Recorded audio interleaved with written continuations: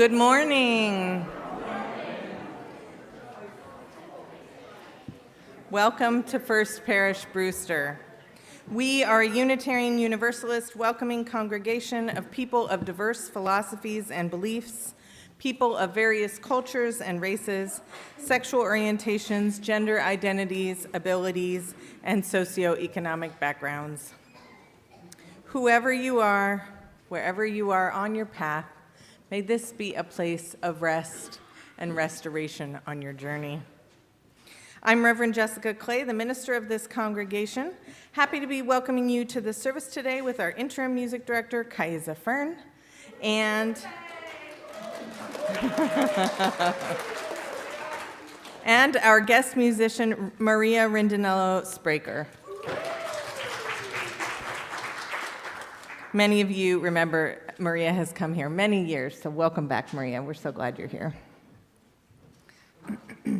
Our services are recorded and available on our YouTube channel midweek. We do ask that all over the age of 4 mask while in our service.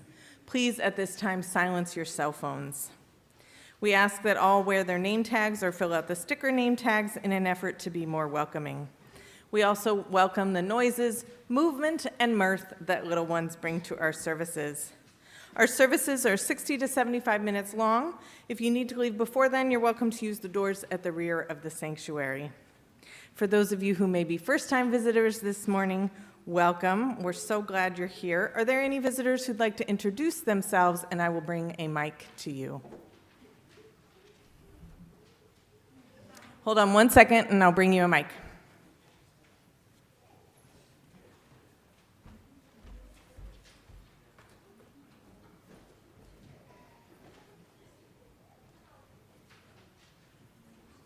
Good morning. I'm Granny B, Naomi's grandma. Well, welcome, Granny B. Bonnie. Otherwise known as Bonnie. Welcome. So glad you're here. Is there anyone else who'd like to introduce themselves? I'm Dan Raybold, Jennifer. and we're back in town. Welcome back.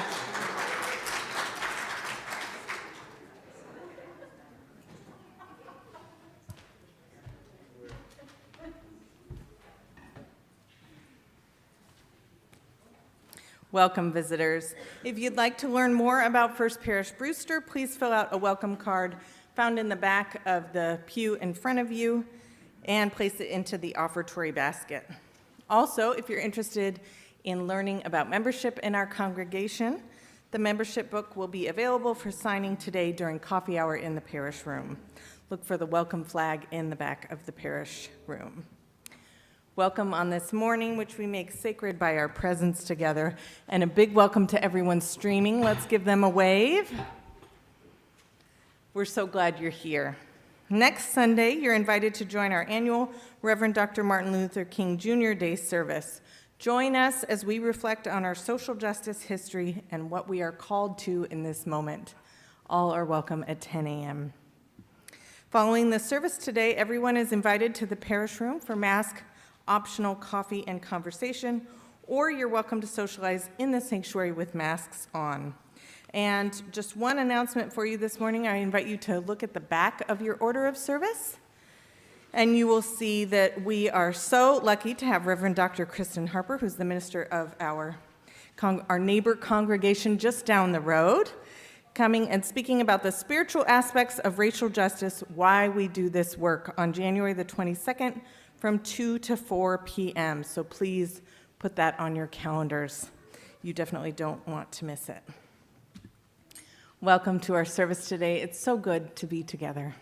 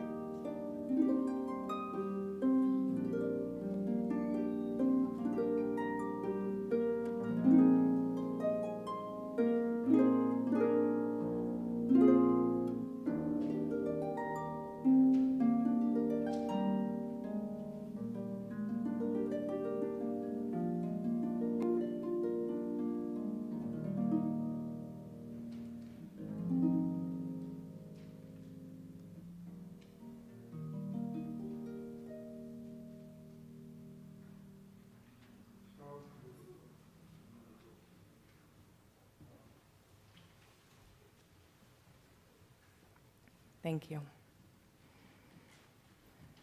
Our call to worship this morning is from Reverend Matthew Johnson. For 5,000 years or more.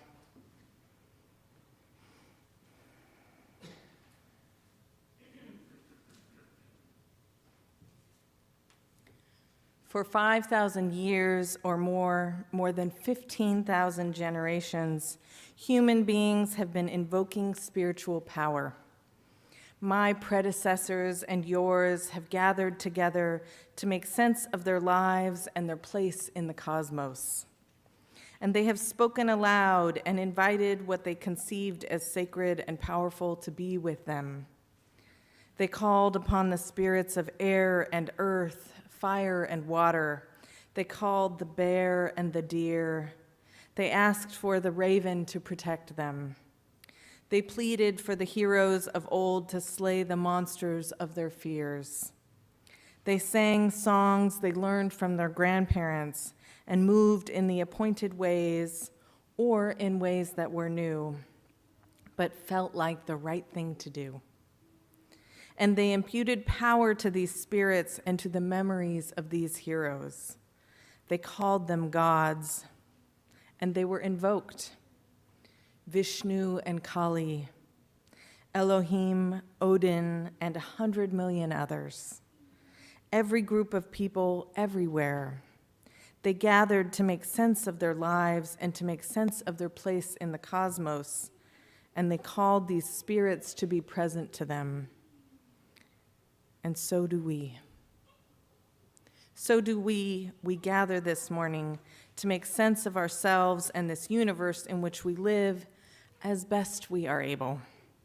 And we call ourselves to worship together, and we invoke the power and wonder of life itself, that to which all those spirits of animals and memories of heroes pointed the way. We invoke that power, which is, we know, always around, always with us, but which we sometimes forget about. We forget that we are a part of the whole of creation. We forget that we are stardust. We forget that we are capable of miracles, first among them, that we can love.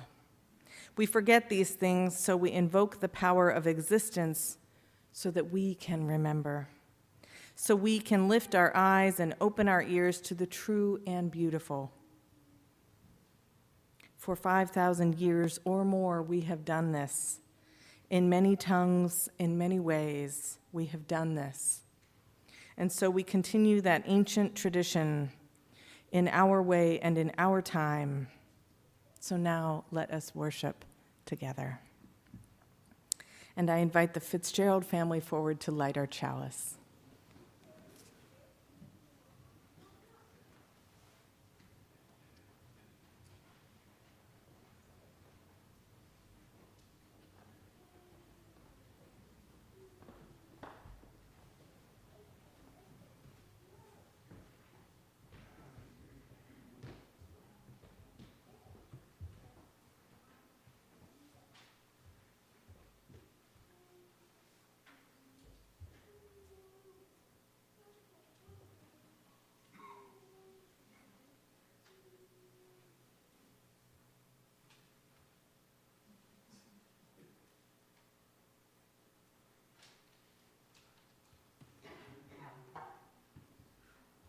Thank you.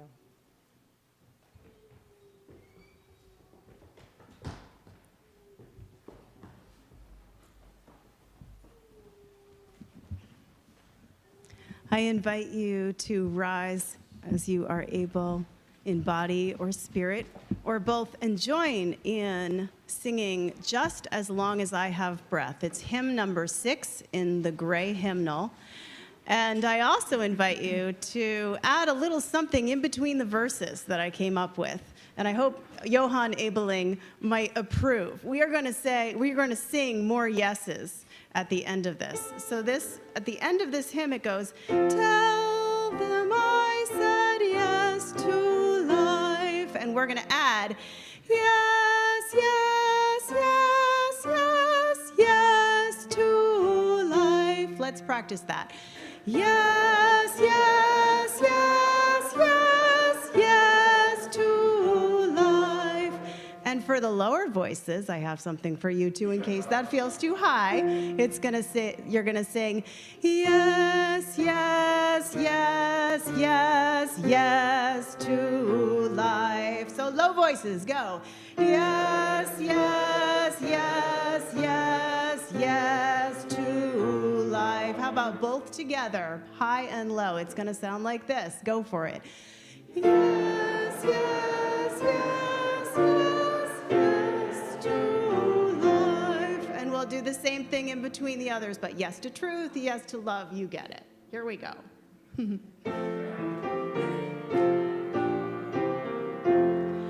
Just as long as I have breath, I must answer yes to life.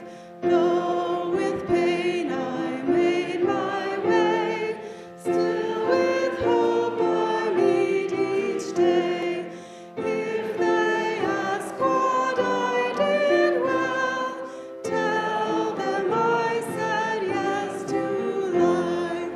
Yes, yes, yes, yes, yes to life.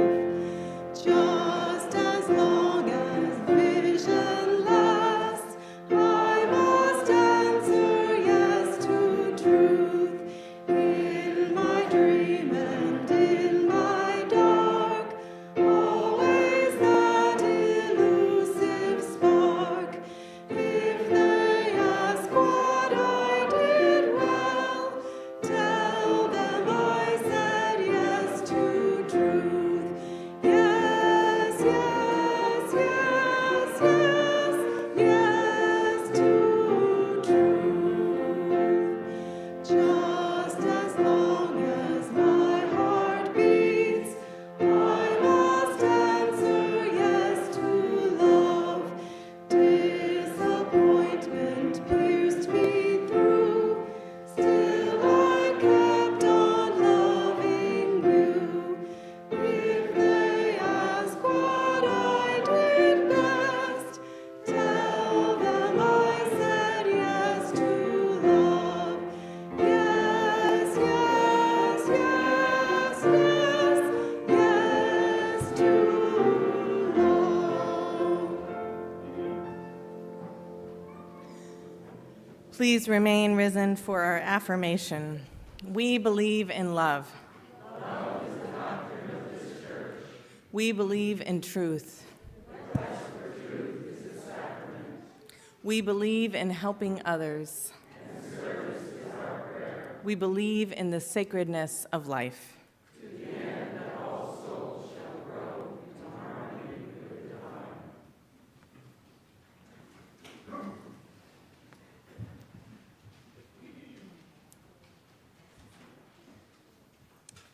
And now I'd like to invite up all of our children and youth for our time for all ages.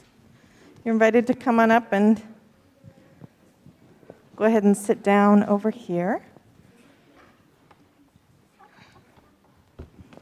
We're going to have over here. Emmett, can you come on over here? Thanks. Great. Good morning, everyone.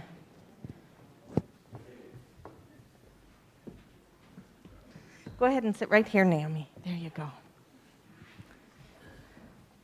Can you all sit over there for me, please? Thanks. All right, good morning, everyone. So does anyone notice anything different up here? What's different that's not normally up here when you come up? Yes. The sifter. You know, that's a very good name for this. Yes, or I call it a candle box. But, you know, one could take it and pan for gold somewhere, maybe. Big chunks of gold. California representing over here. I guess panning for gold isn't a good joke on the East Coast. But yes, and what do you think we're using it for today? Do you have any ideas?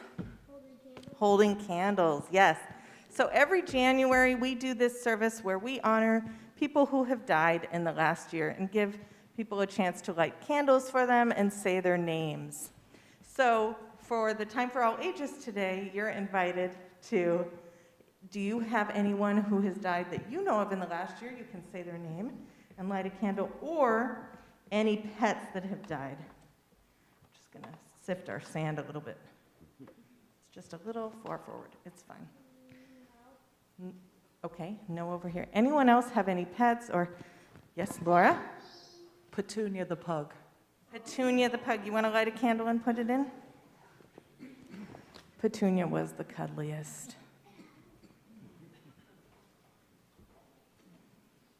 Thank you. Does anyone else?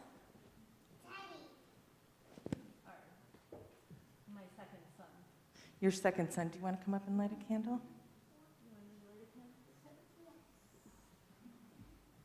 Teddy.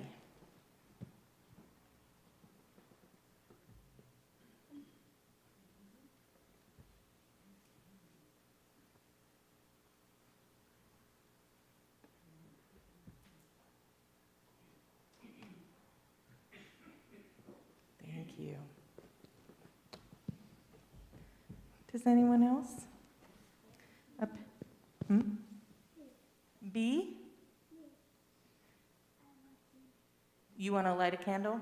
Okay, come on. I think I'm going to say no. You can put it right there. That was a me, not a B. There you go. Yep. There you go. All right. Well, may you find ways to honor those who have passed in the last year and keep their memories alive with you. Let's sing our kids out to their classes now.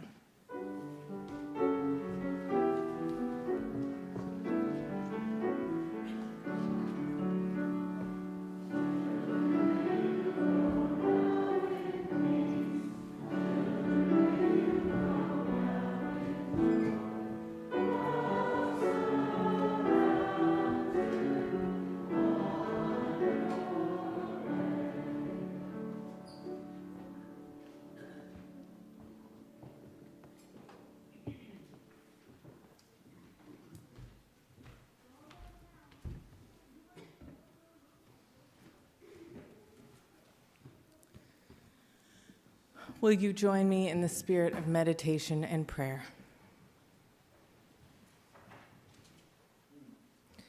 Our prayer this morning is a prayer of remembrance from Lori Walke.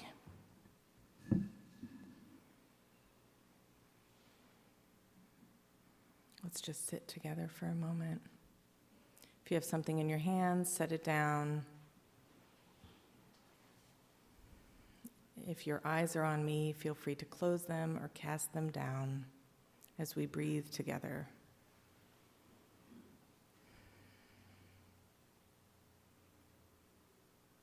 Notice your body in the seat. Notice your feet on the ground. Feel connected to the earth beneath you.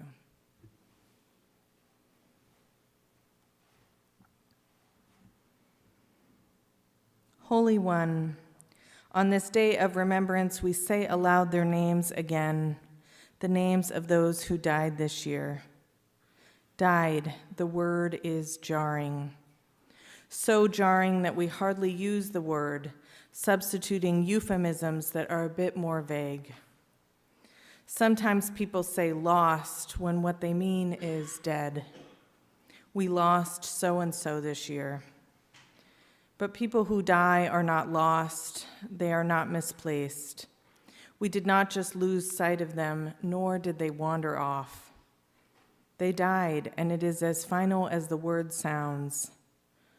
But that is, of course, why we don't say they died. When people die, they do not just disappear and we continue on. There is no such thing as out of sight, out of mind. There is no switch to flip to turn off our feelings. The person may not be lost, but we are at a loss for words, for normalcy, for what was and what could have been. And grief is such an unwieldy thing. We are fine 1 minute, years even, and then the deep sadness comes, seemingly out of nowhere. That's the thing about people who are loved. Their memories keep. They're never too far away. They come to us in a song lyric or a line of movie dialogue or on a long walk. What was it that they always said? Oh, that's right. And they always had to have it a certain way. So maybe we'll do it that way and laugh a little in memoriam. Be with us, Holy One, as we grieve over the empty chairs at the table. We'll light a candle and say an extra prayer, and we trust with sure and certain hope that you had them before we let them go. Amen.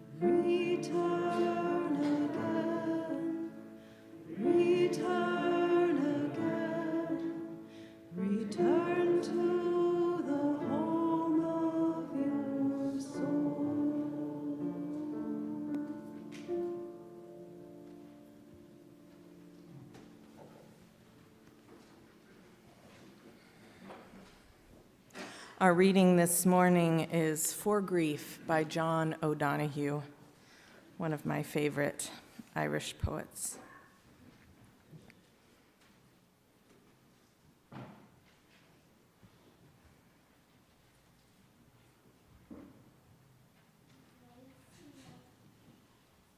When you lose someone you love, your life becomes strange. The ground beneath you gets fragile. Your thoughts make your eyes unsure, and some dead echo drags your voice down, where words have no confidence.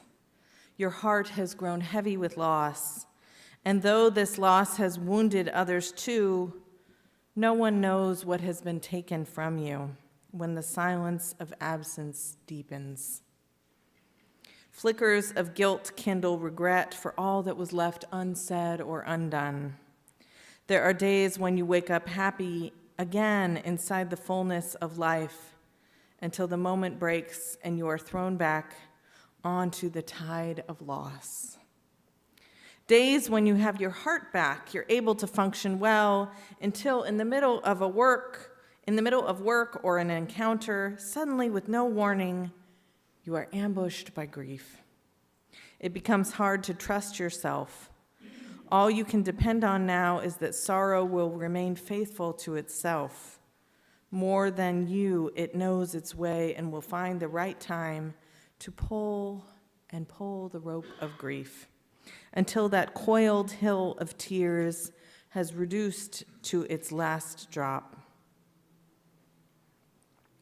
Gradually, you will learn acquaintance with the invisible form of your departed, and when the work of grief is done, the wound of loss will heal, and you will have learned to wean your eyes from that gap in the air and be able to enter the hearth in your soul where your loved one has awaited your return all the time.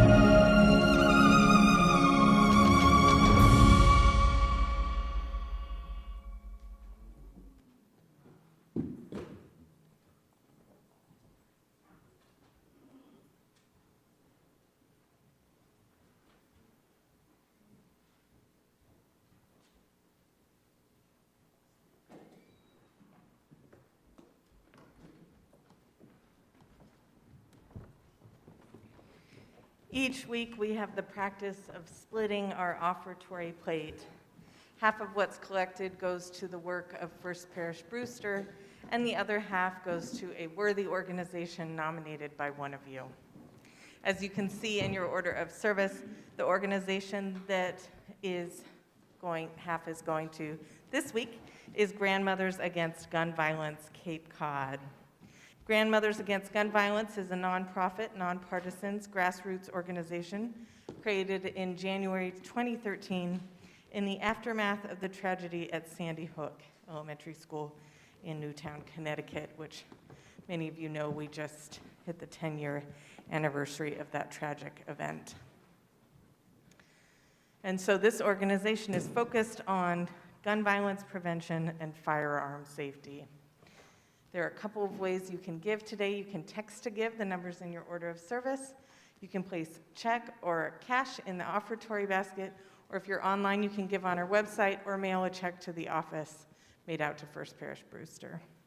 However you choose to give today, we thank you for your generosity. The offeratory will now be gratefully received.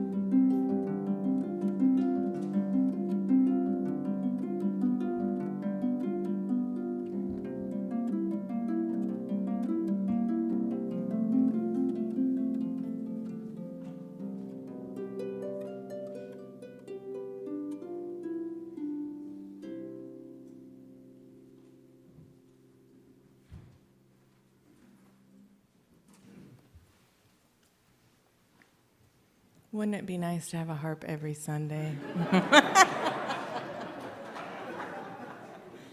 So beautiful. Thank you for that.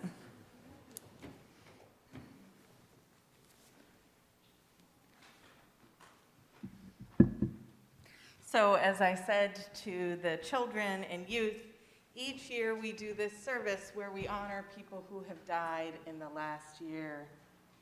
We take a moment to name their names, to light a candle for them. In a moment, you will be invited to come up. We're going to come up clockwise, so we're going to start with this section, and you're going to go around clockwise. You can take a candle and place it in the box, or the sifter, as that child said.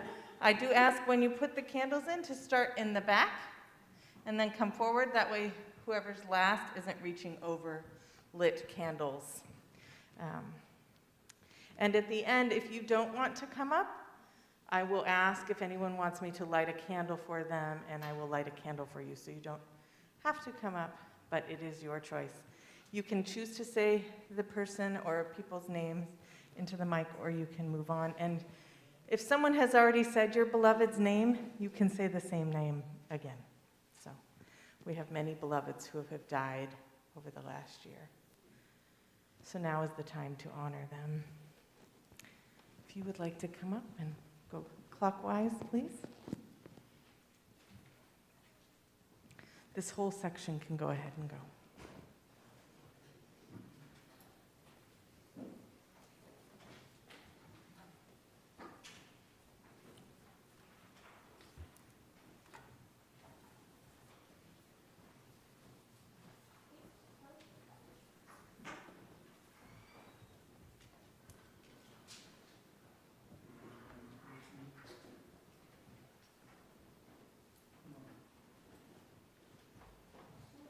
And I ask us to hold silence while everyone comes up.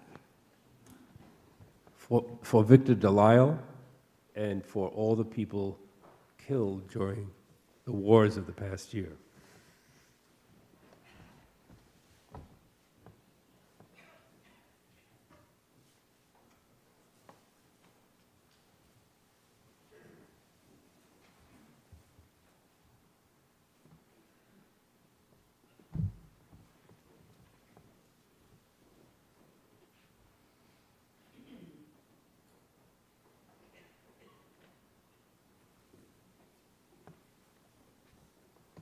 For Sally and Paul.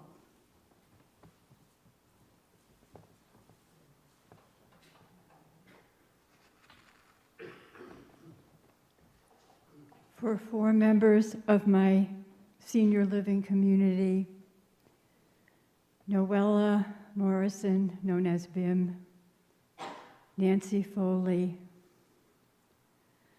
Mike Lacrosse, and my neighbor of 12 years, Jerry Langilli.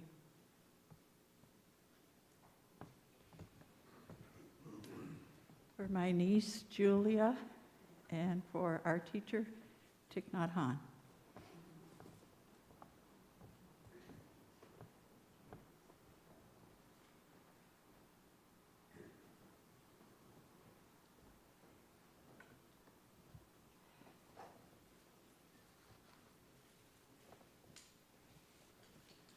For Diana Diggs, for Johanna Marcus, Bob Marcus, and Paul Berry.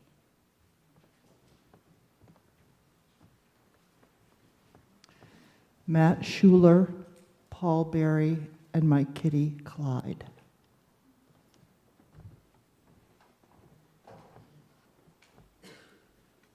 For Jim Brown.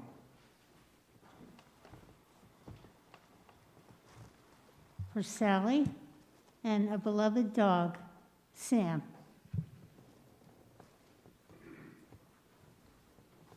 For Bob and Johanna Marcus, an appreciation for the chalice which they designed and built at the front of our sanctuary, and for the symbols which they restored. For my sister Lynn's stepdaughter, Angel Daly. For my sister Anne.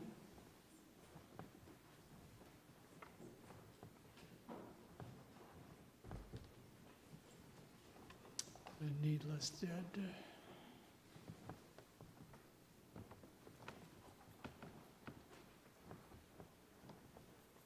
Joanne Whitmore.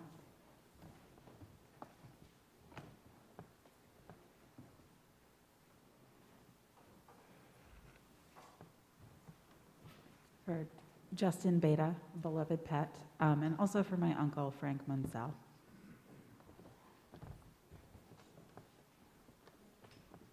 For Elizabeth.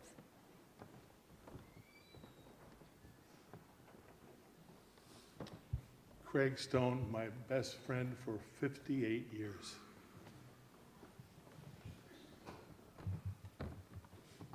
For Matthew Schuler, my business partner of 22 years.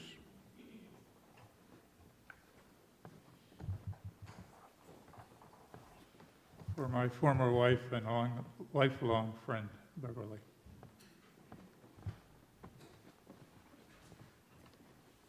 Sharon, Preston, left.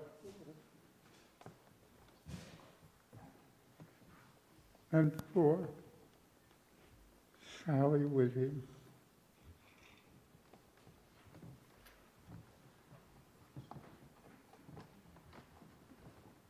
For a dear friend, Joe. For my cousin Judy and longtime neighbor Richie. My cousin Ellie Johnson.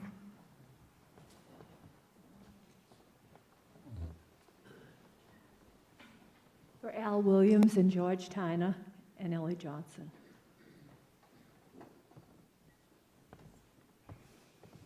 Michael Buckley. Kay Curtis, sister-in-law.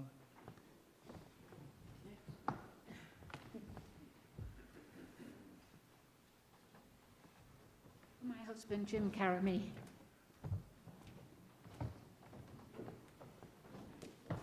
Brother-in-law of 50 years, Bob.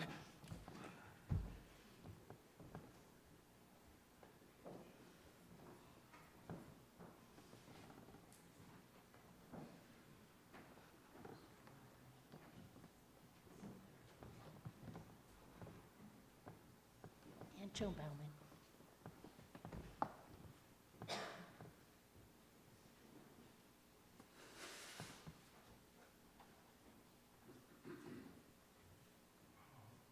For Bern, my darling stepdad, and my mom's sweetheart of 20 years.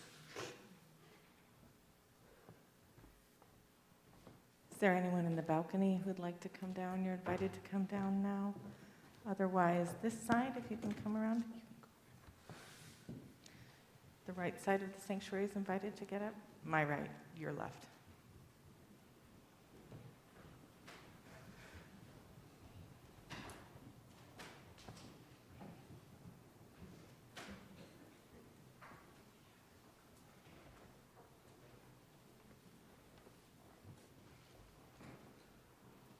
For my friend Anthony Dunkley.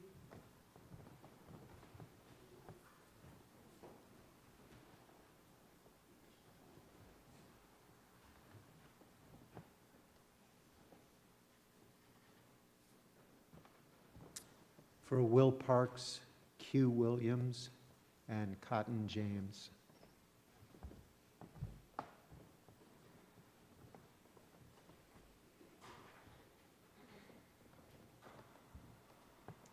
For Will Parks and Penelope Ann.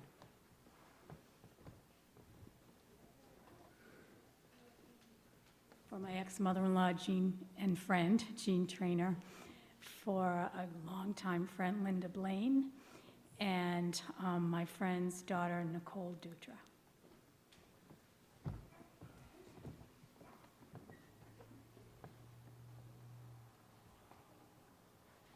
For Bob and Johanna Marcus, Paul Berry, and Jeannie Roberts.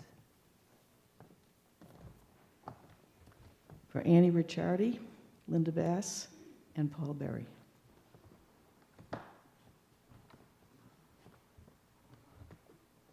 My friends Marianne Meichenbaum and Paul Berry.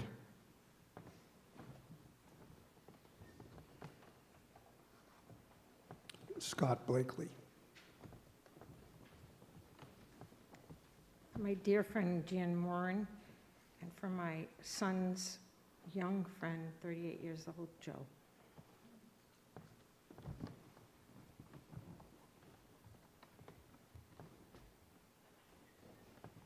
Nancy White and Edward Donovan.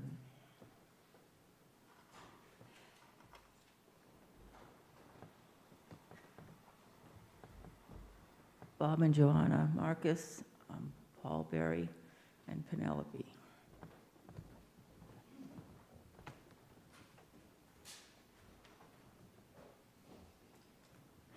For Annie Richards, Robert Curran, Cheryl Kroll, Liz Watkins, and Twitch.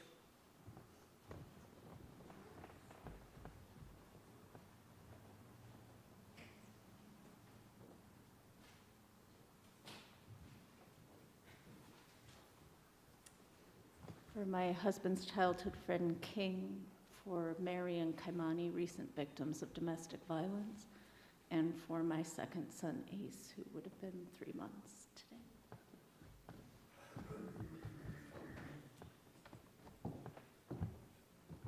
For my brother Paul.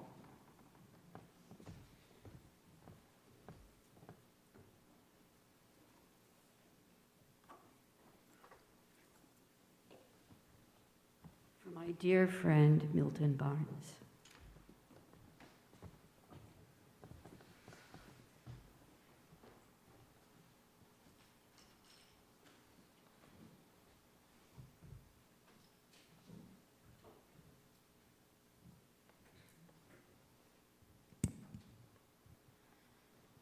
For Georgia Smith Fay's son.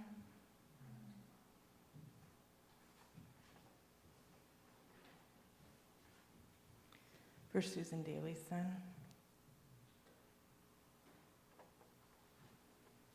And for Patricia Clay.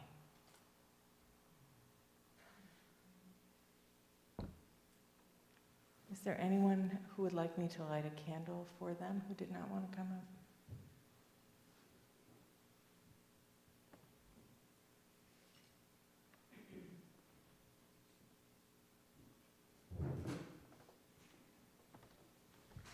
I can come to you. For my sister and my niece, Dale, who just passed recently.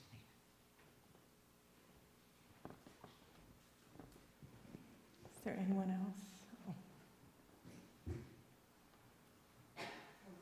Oh, hold on one second, I'll come over to you.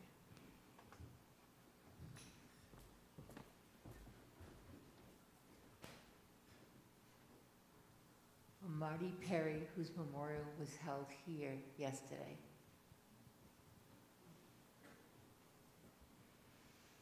Anyone else?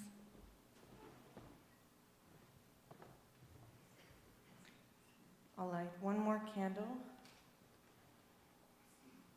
for the people online, for all those that they love who died.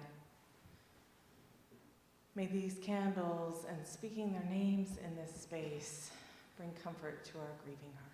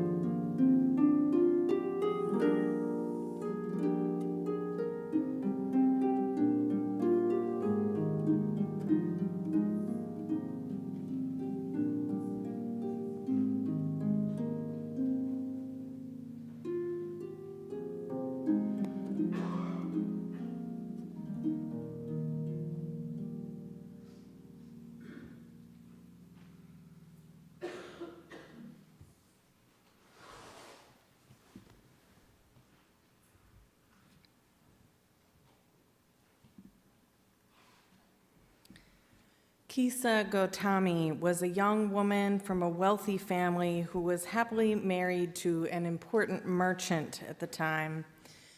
When her only son was 1 year old, he fell ill and died suddenly. She was struck with grief. She could not bear the death of her only child.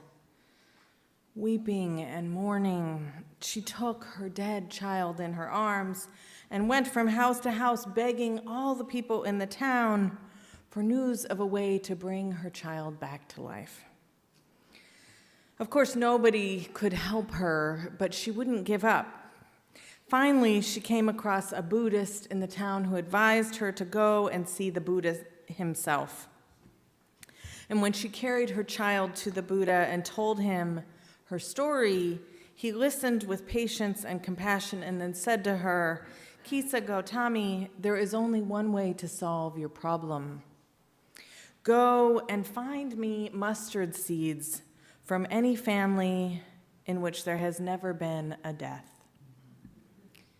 She was filled with hope and set off straight away to find such a household, but very soon she discovered that every family she visited had experienced the death of one person or another.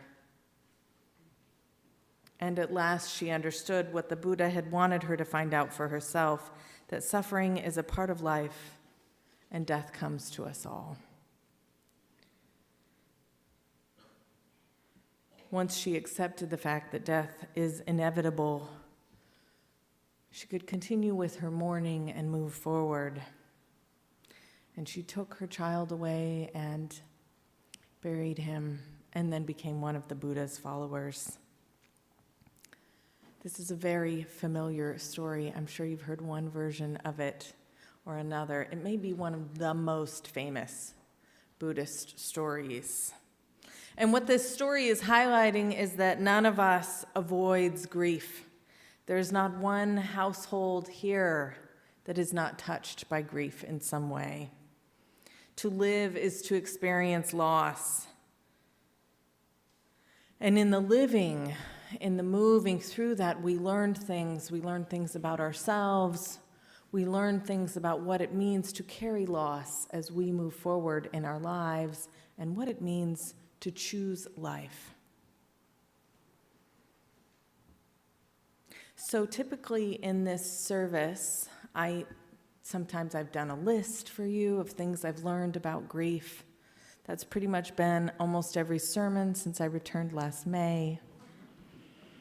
And I'm aware that there is a lot of collective wisdom in this room about things that you have learned about grief, about what it means to live in this world and have the people we love die. So I invite you to think for a moment about what is one thing that you have learned from grief. We don't need your laundry list of things, even though there may be a lot, or maybe you're struggling to come up with one, but think of what is one thing that you have learned from grief.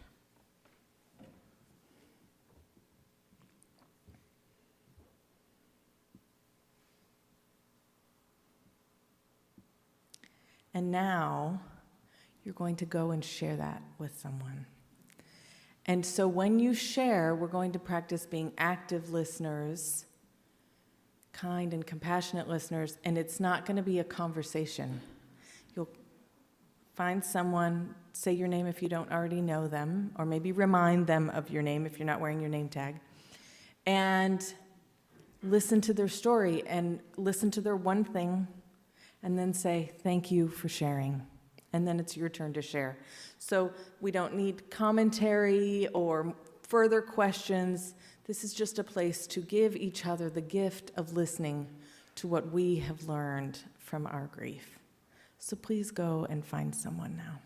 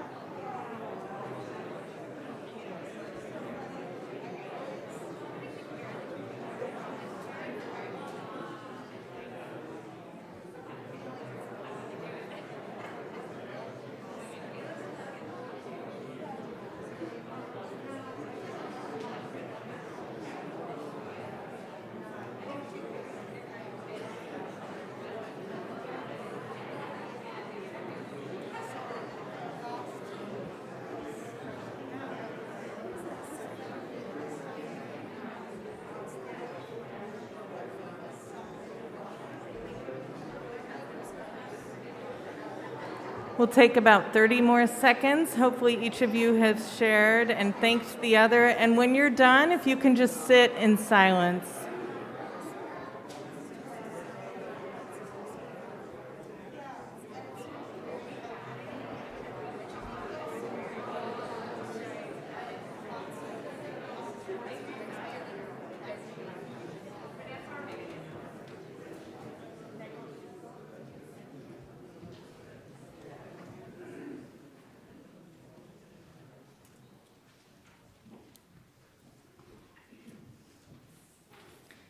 Thank you for sharing, for giving each other the gift of listening, the gift of presence, the gift of bearing witness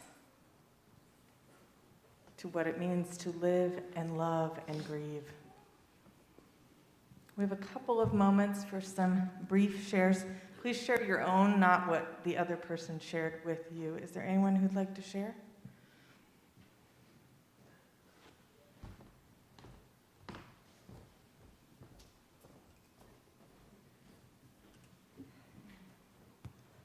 My mom's advice was, this is going to be different, but it doesn't have to be difficult.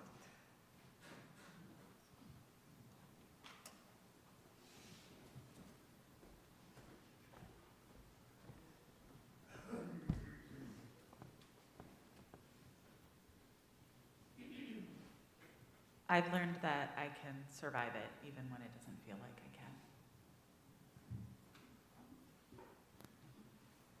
Acceptance.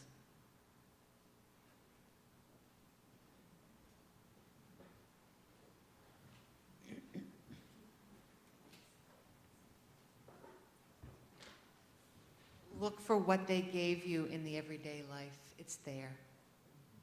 Thank you.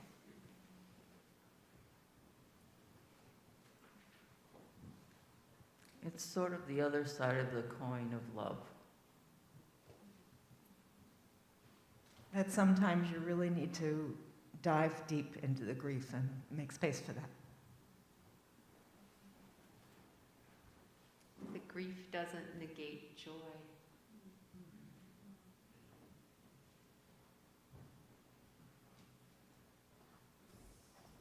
I know when I walk around, I'm so sorry, balcony. Does anybody want me to come up there? I can. Love persists beyond death. Love persists beyond death. Thank you. Thank you for sharing what you have learned with each other. And for some of you sharing with me, I would love to hear more as you move through the receiving line.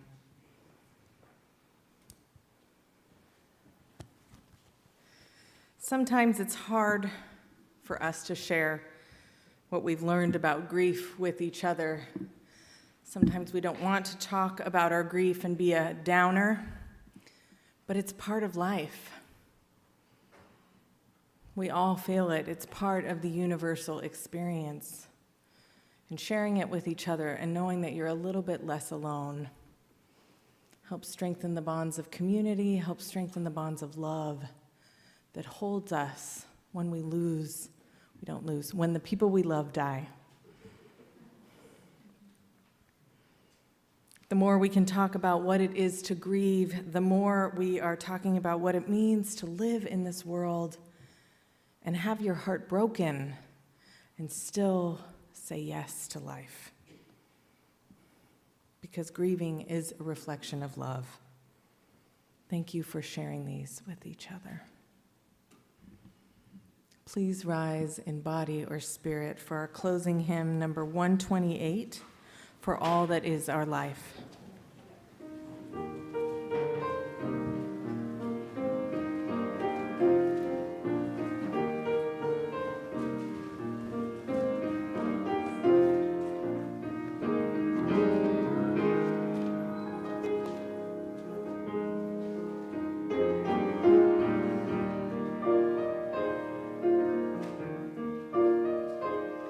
For all that is our life, we sing our thanks.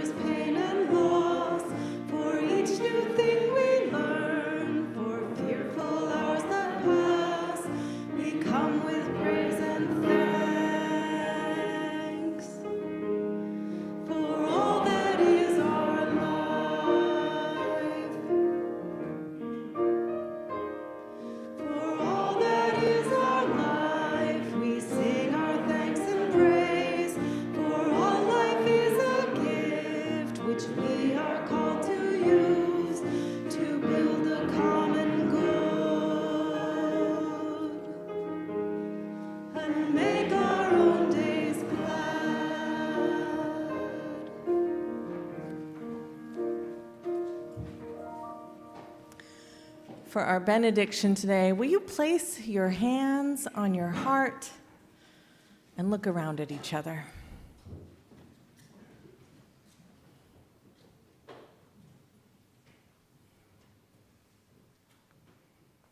Our benediction is from Steve Crump. That which is worthy of doing, create with your hands. That which is worthy of repeating, speak with a clear voice. That which is worthy of remembering, hold it in your hearts. And that which is worthy of living, go and live it now. Amen. Go and live that life now. Please join us for coffee hour in the parish room.